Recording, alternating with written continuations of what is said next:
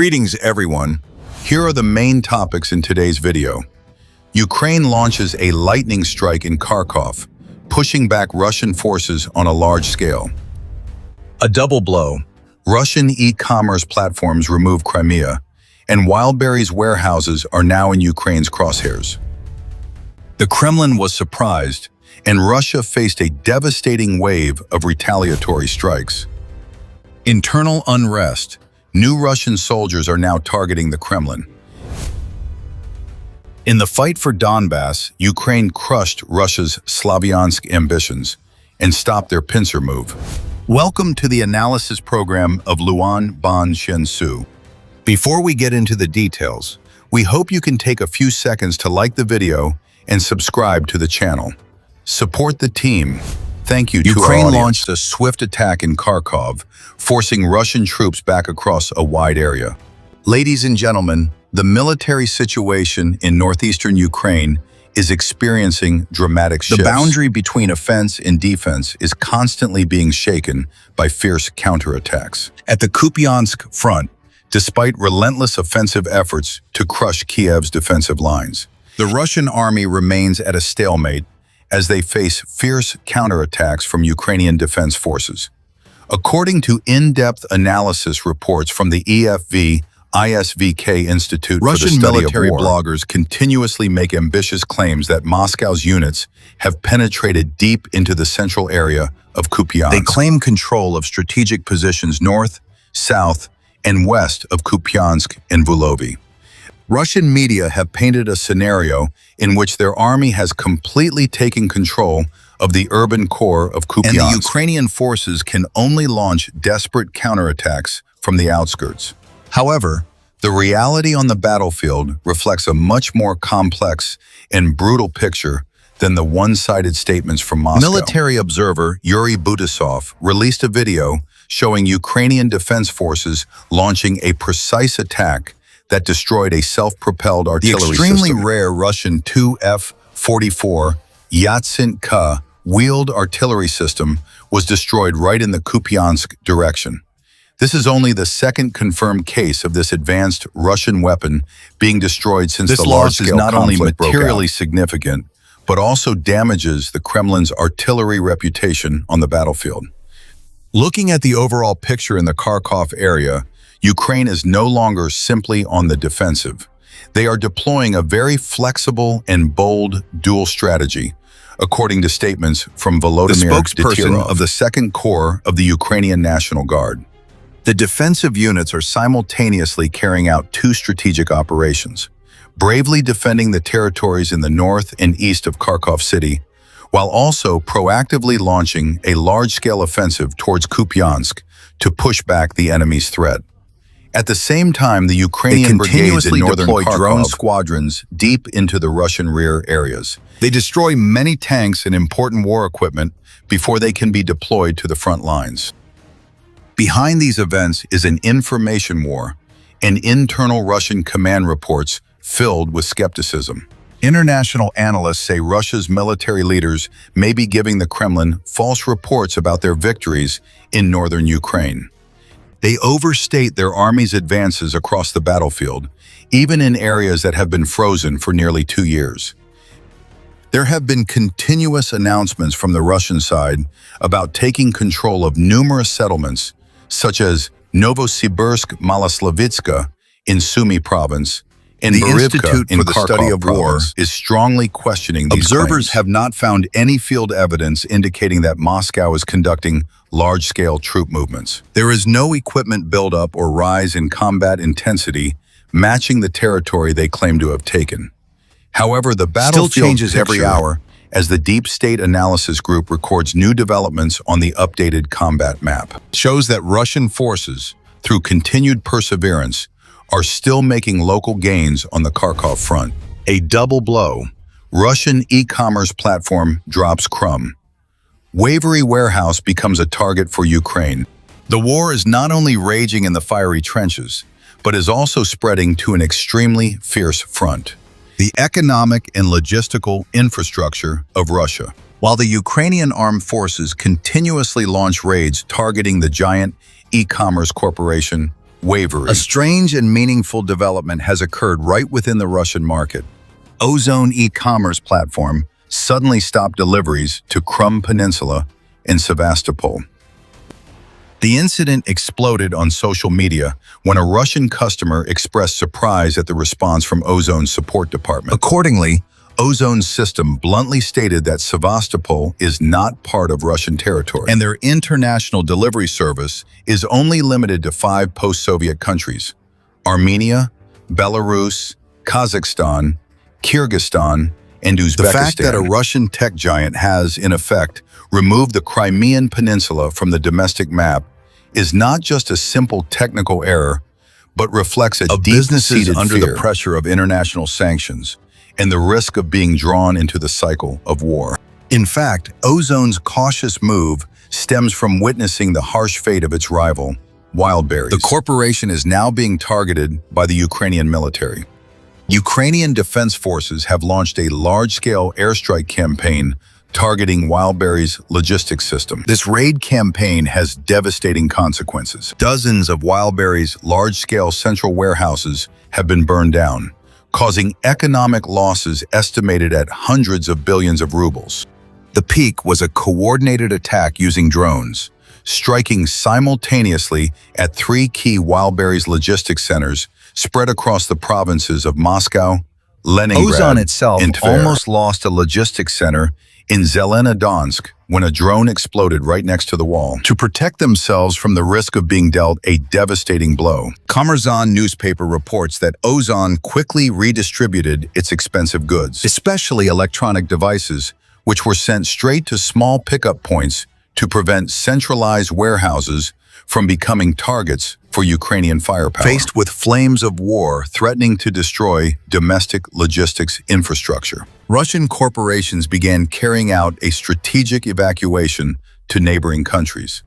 Wildberries is urgently preparing a plan to shift its logistics infrastructure to Kazakhstan in order to move strategic assets out of range of Ukrainian drones. Kazakhstan's Minister of Trade, Mr. Aman Shakalev. He confirmed that the Russian giant is currently renting tens of thousands of square meters of warehouse space in this Central Asian country and plans to expand the scale to about 200 square meters of warehouse space in the near future. Kazakhstan's Ministry of Commerce hasn't received an official request for new warehouse locations yet.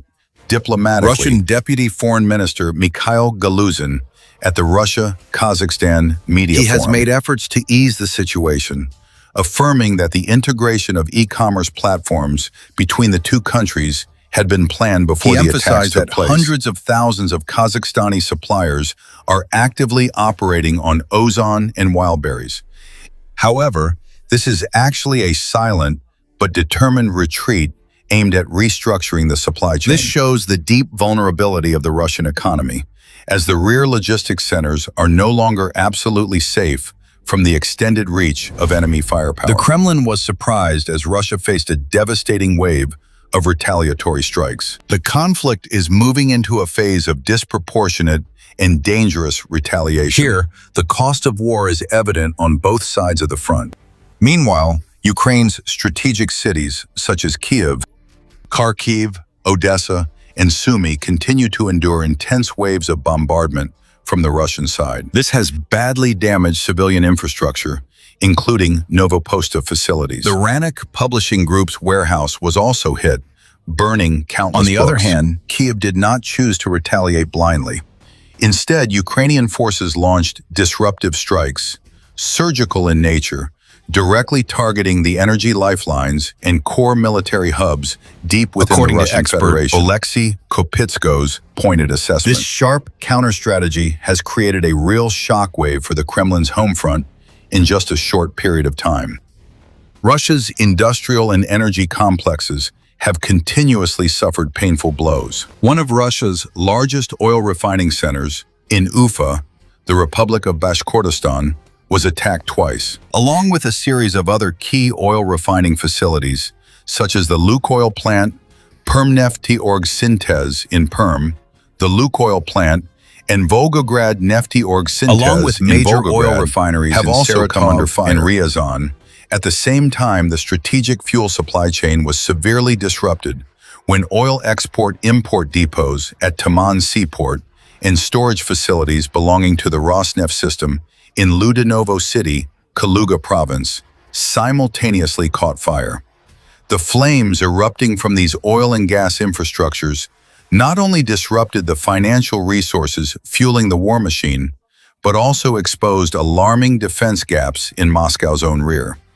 Meanwhile, on the energy front, Russia's air defense shield and maritime superiority are also being seriously eroded. In the Kuban region, Ukrainian forces successfully neutralized 3 Potlet K1 radar stations and 1 advanced Kosta 2E-2 radar station.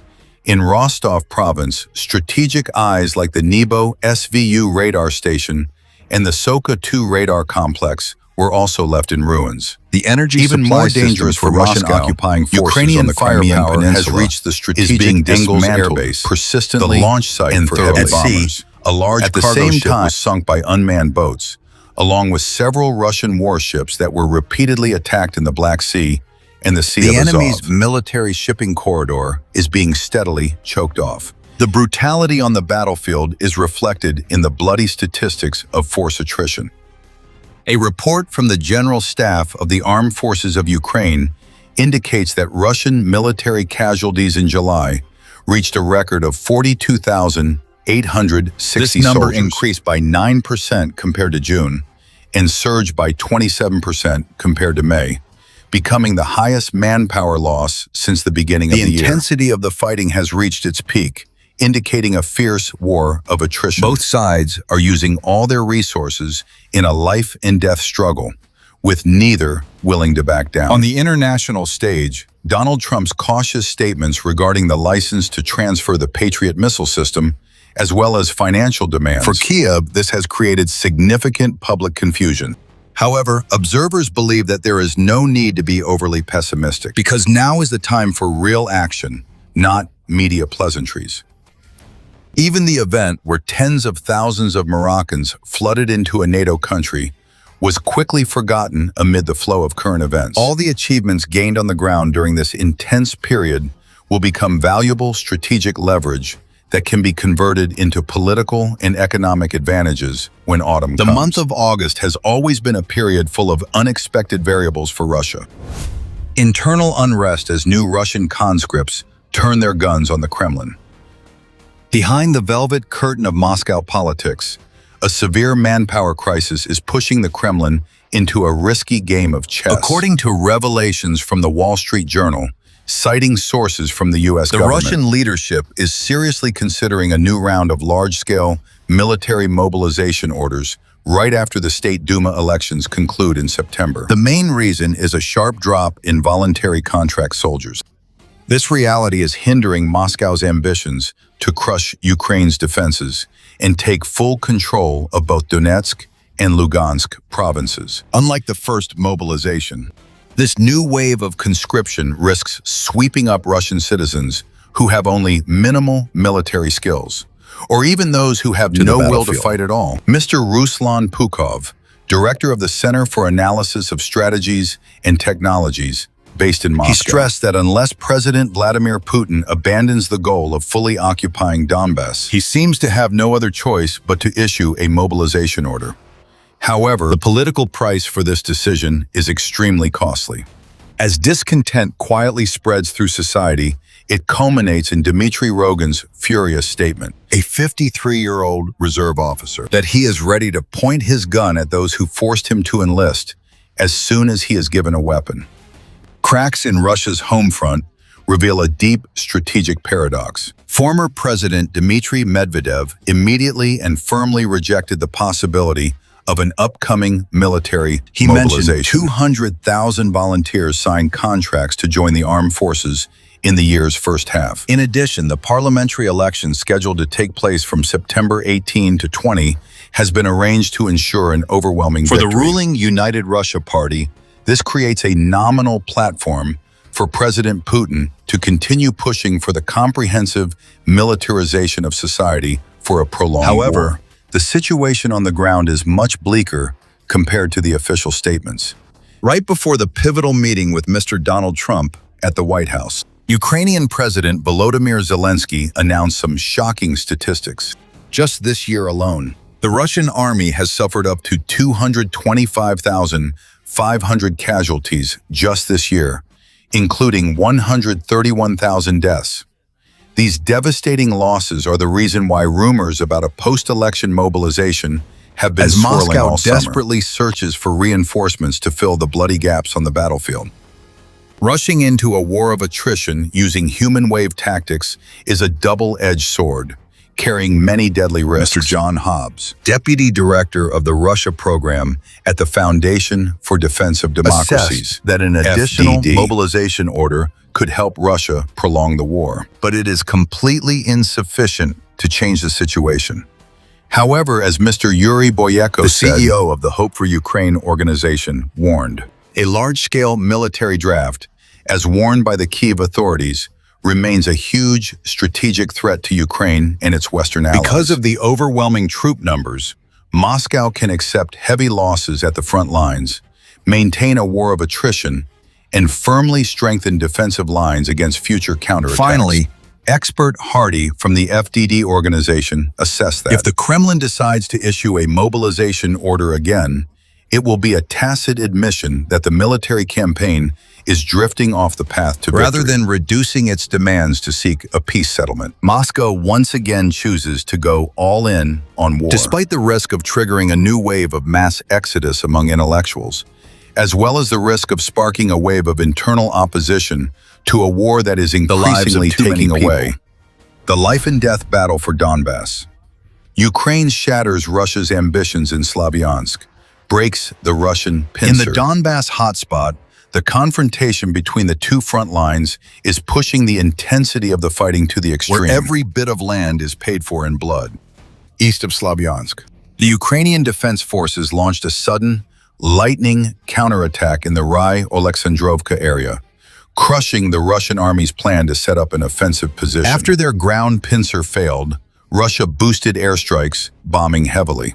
For 2 years, they've failed to reach Slavyansk. They aim to disrupt the terrain and make a buffer zone for upcoming raids. At the same time, at the eye of the storm in Kostiantinovka, Russian forces' attempts to break through the defensive line also fell neutralize the strikes, targeting their vital supply chain. The Ukrainian army is concentrating its firepower, launching precise and intense attacks on Russian drone control centers right in the rear area near Kostiantinovka. The conflict is a brutal tug-of-war that remains strategically deadlocked.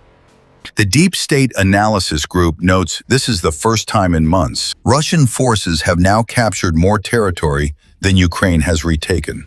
But this slow advance remains completely powerless against the Kremlin's ambition to control the entire Donetsk before this year comes to an end. The ISVK Institute for the Study of Wars assessment supports this view by noting that Russia's spring and summer offensive campaign has actually failed to create a strategic turning point. At the campaign's peak, they controlled only a quarter of the territory they held during the same period last year. Russian war correspondent Yevgeny Podobny admitted that the upcoming battles in the urban areas of Sloviansk and Kramatorsk will be decisive, life-or-death fights determining the fate of the Donbass region. He considers Kostiantinovka to be the key gateway leading into the fortress of Sloviansk and Kramatorsk, but warns that even getting past Kostiantinovka will not make Russia's advance any easier. The next defensive line will be a tough challenge, as Kyiv is set on using all resources to defend this fortified urban area because of both its military significance and the political survival in this life-or-death battle. Ukraine is accelerating the large-scale deployment of AI-integrated drones to choke off Russia's supply and logistics lines.